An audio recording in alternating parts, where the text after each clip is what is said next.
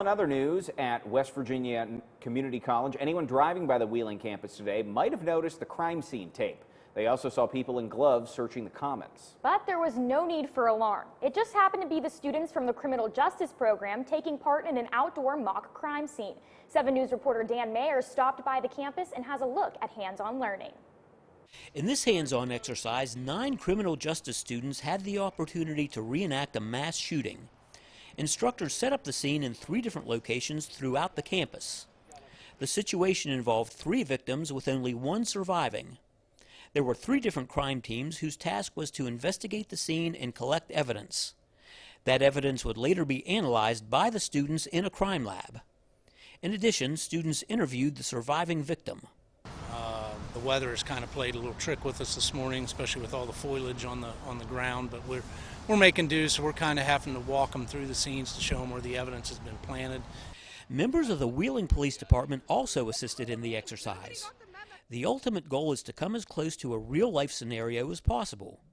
The hands-on portion of the class is highly recommended by an advisory board made up of law enforcement officers from all over the valley. Students are intrigued by it, they're interested by it.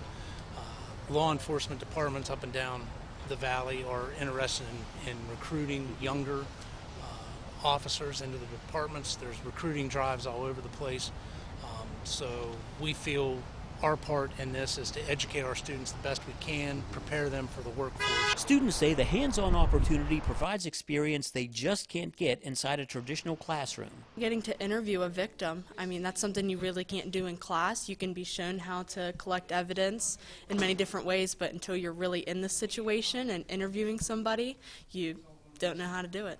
They say it's the best way to prepare for a career in law enforcement. Oh, I love it, yeah. My father's a law enforcement officer, and I just want to be like him, and I really like doing this because I get to be just like him. Later in the course, students will develop their own crime scene scenario with their own victims and suspects.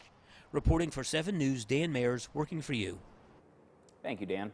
The class is usually offered during the fall semester, but because of the high level of interest, it might be offered in the spring as well.